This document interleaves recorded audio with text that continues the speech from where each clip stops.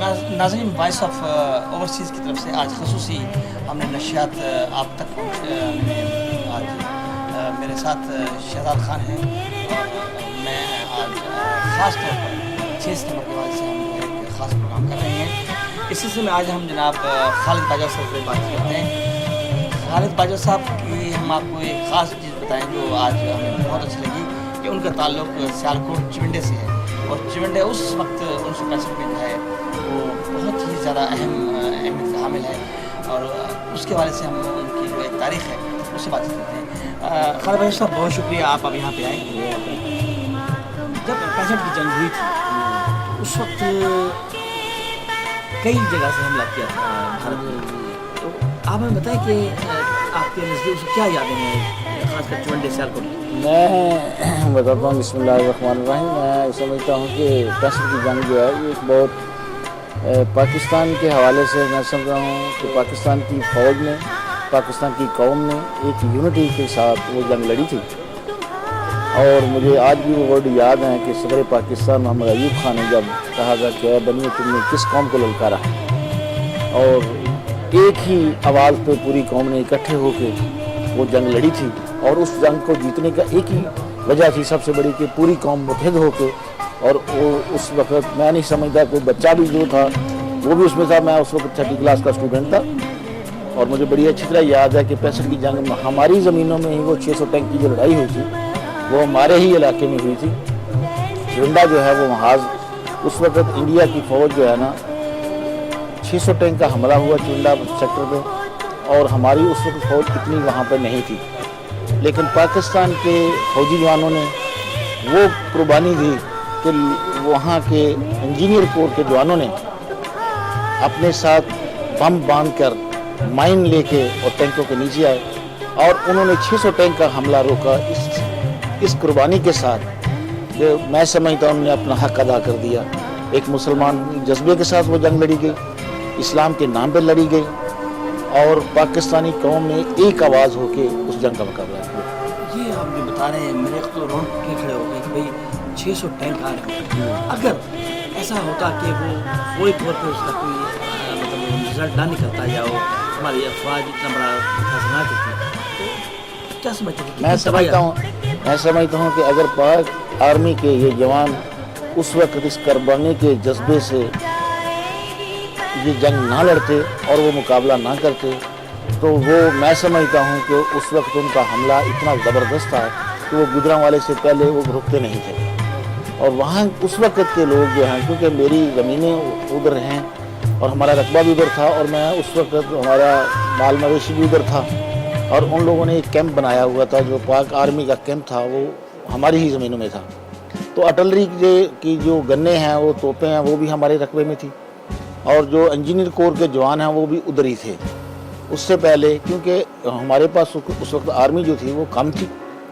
اور میں سمجھتا ہوں کہ اس وقت آرمی کم ہونے کی وجہ سے ہی قربانیاں دینے کی ضرورت محسوس ہوئی، کیونکہ یہ اپنے علاقے کو کور نہیں کر سک رہے تھے، اور پھر اس وقت یہی انہوں نے سب سے شارٹ اور قربانی کا یہی ہے کہ ملک کو بچانے کے لیے آج اپنی جانوں کے نذرانے پیش کیے گئے، تو اس وقت وہ فوج کے جوانوں نے جس جذبے کے ساتھ وہ قربانی دی، اور ہمیں وہ یاد ہے، میں اس وقت 6ٹھی میں تھا لیکن میری عمر اس وقت بھی 15-16 سال تھی، تو میں اچھا بھلا مجھے ہر بات کا علم ہے، تو ہم بھی وہاں شیئر کر رہے تھے جو کر سکتے تھے فوجی جوانوں کے ساتھ۔ ہمارے پبلک کے لوگ جو ہیں وہ اسلحہ اٹھا کر کندھوں پہ لاد کے وہ ان کے گنوں کے پیچھے پہنچ رہے تھے، اور اس لحاظ سے میں سمجھتا ہوں وہ ایک یادگار دن ہے 6 ستمبر کا، جب پاک فوج نے اس اتنے بڑے حملے کو روکا، اور انڈیا کے لوگ جو وہ فوجی تھے وہ فوج کو بھاگنے پہ مجبور کر دیا،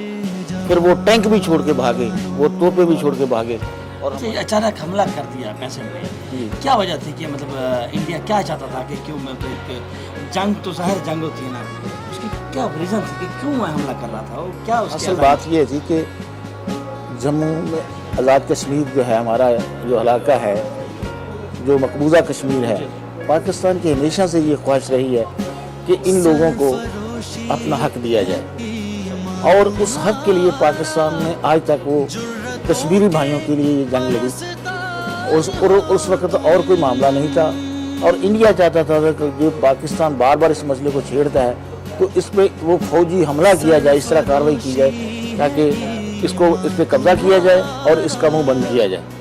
और इस लिहाज से उन्होंने रात के सोते वक्त लोगों को, जबकि दुनिया सो रही थी, उन्होंने अचानक 600 टैंक का हमला किया।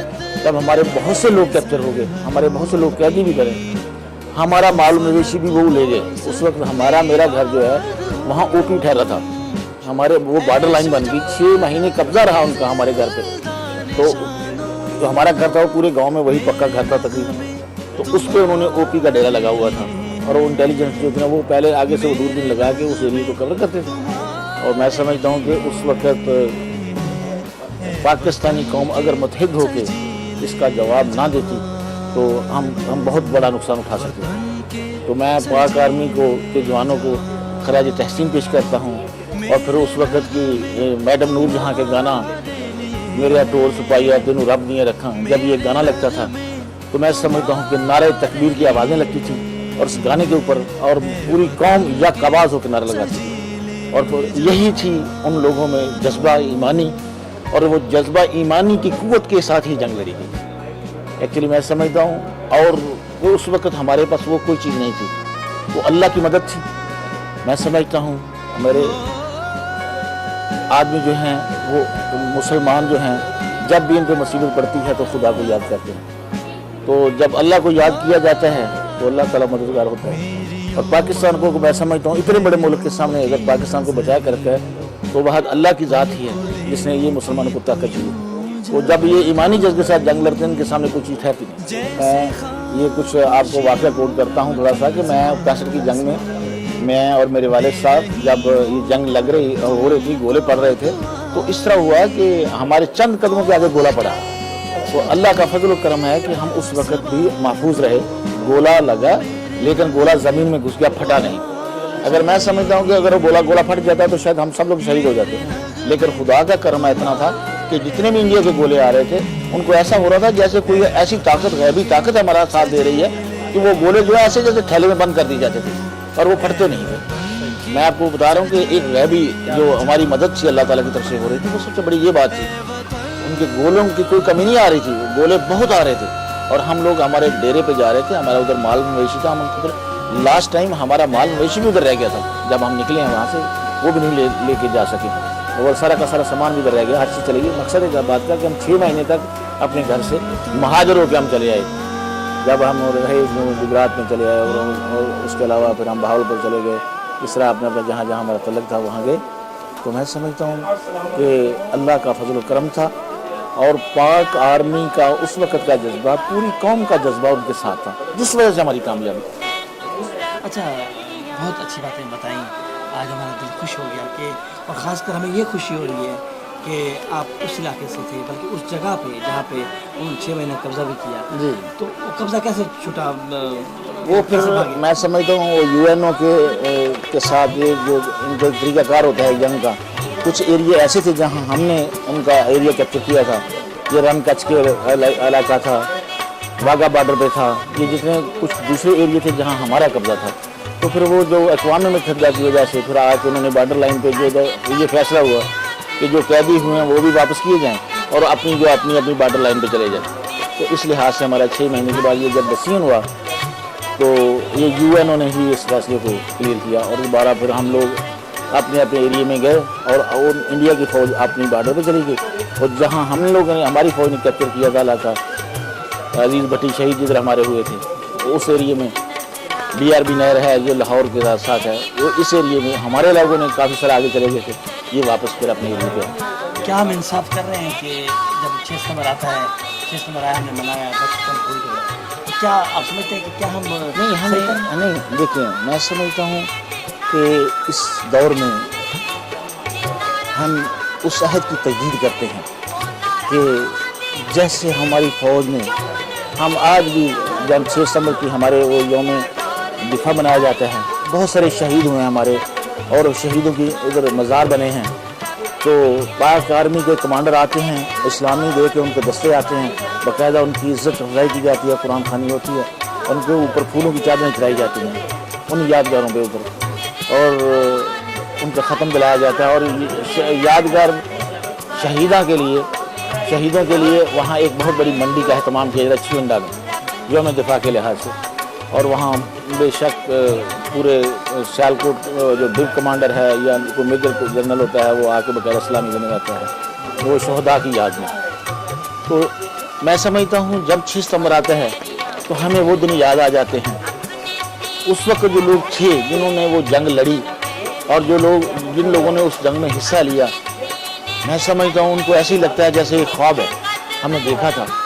اور وہ خواب جب ہمیں یاد آتا ہے تو ہمارا خون پھر جو ہے وہ جوش مارتا ہے. اور میں سمجھتا ہوں کہ ہم دوبارہ اس عہد کی تجدید کرتے ہیں کہ ہمارے دل میں یہ پھر وہ جذبہ آتا ہے کہ خدا نہ کرے اگر دوبارہ اس قوم کو اس امتحان سے گزرنا پڑے تو ہمیں ہر وقت تیار رہنا چاہیے. ناظرین آج ہمیں بہت اچھا لگ رہا ہے, اس لحاظ سے بھی ایک خوشی کا موقع ہے کہ جب ہم اس چونڈے کی یاد کو تازہ کر رہے ہیں, آپ تک شیئر کر رہے ہیں کہ جنہوں نے اپنی آنکھوں سے یہ منظر دیکھا, یہ منظر اپنی نوجوان نسل کو آنے والے لوگوں کو بتایا. ہماری جو نوجوان نسل ہے اس کو کیا کرنا ہے؟ میں سمجھتا ہوں پاکستانی قوم کو جو اب پاکستان کے ساتھ ہو رہا ہے, جو ٹیررسٹ ہمارے پاکستان میں آ گئے ہیں, ہمیں ہر چیز کو بھول کے اپنی مرکزیت کو قائم کرنا چاہیے. ہم سب پاکستانی ہیں. کیا کوئی پشاور میں رہنے والا ہے, کیا کوئی کوئٹہ میں رہنے والا ہے, کوئی کراچی میں رہنے والا ہے, کوئی لاہور میں رہنے والا ہے. ہم سب پاکستان کے ساتھ ہیں, ہماری پہچان پاکستان ہے. نوجوانوں کو اس پہ کام کرنا چاہیے, اس جذبے کے ساتھ کام کرنا چاہیے کہ پاکستان ہے, سب سے پہلے پاکستان ہے. اگر ہمارا ملک ہے تو ہم ہیں. ہماری پہچان, ہماری آئیڈینٹی جو ہے پاکستان کے ساتھ. ہم بھی یہاں کویت میں بھی آئے ہیں تو ہم پاکستان کے سفارتکار کے حیثیت سے ہم جہاں بھی جاتے ہیں پاکستان کی نمائندگی کرتے ہیں. تو میں سمجھتا ہوں کہ پورے پاکستان کے نوجوان نسل کو اب اس کی باغ ڈور کو سنبھالنے کے لیے ایمانداری اور دیانتداری کے ساتھ محنت کر کے اس میں کامیابی حاصل کرنی چاہیے. اور پاکستان کے لیے ہر ممکن ہمیں یہ سوچنا چاہیے کہ ہم سب ہر چیز کو چھوڑ کے پہلے اپنے ملک کے دفاع کے لیے کام کریں. اور اس جذبے کے ساتھ اگر ہم کام کریں گے تو انشاءاللہ اللہ تعالیٰ اس ملک کو وہاں لے جائے گا جہاں قائد اعظم کی خواب تھا.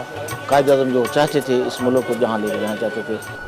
چونڈا کے حوالے سے آپ ہمیں بتائیں کہ آپ چونڈا میں میں اصل میں نے ممبر ڈسٹرکٹ کونسل رہا ہوں اور وہاں پہ میں نے الیکشن لڑے ہیں. میں نے MP کا الیکشن 96 میں لڑا تھا. اور اس کے بعد میں ابھی ریسنٹلی بھی پچھلی گورنمنٹ میں ناظم تھا اور ڈسٹرکٹ کا ڈپٹی اسپیکر سیالکوٹ رہا ہوں. اور دوسرا نمبر میری بھابھی جو ہے وہ MP تھی وہاں اس ایریے سے. آپ ناظم رہے ہیں جی, تو وہاں کس طرح کے آپ کے ذہن میں آئیڈیاز تھے کہ وہاں اس علاقے کے لیے آپ نے کام کیا؟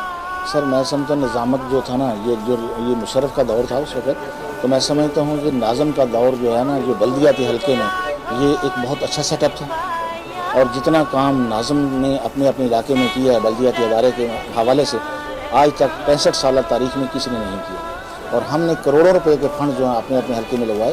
ہمارا علاقہ بیکورڈ تھا. جنگ کے بعد بھی اور جنگ کے پہلے بھی ہمارے علاقے میں کسی نے کوئی کام نہیں کرایا تھا. لیکن اس دور میں ہم نے لاکھوں اور کروڑوں روپے کے کام کروا کے پروجیکٹ مکمل کر کے فری گیس تک, روڈز تک سارا ہم نے اس کا کام مکمل کیا. بہت شکریہ جناب, آپ نے اپنی قیمتی باتیں بتائیں. بہت شکریہ. تجربات سے اور خاص کر وہ جو چونڈے کے بارے سے آپ نے باتیں کی, آپ کو بہت شکریہ. بہت مہربانی سر, بہت شکریہ. اللہ تعالیٰ آپ کو جزا دے.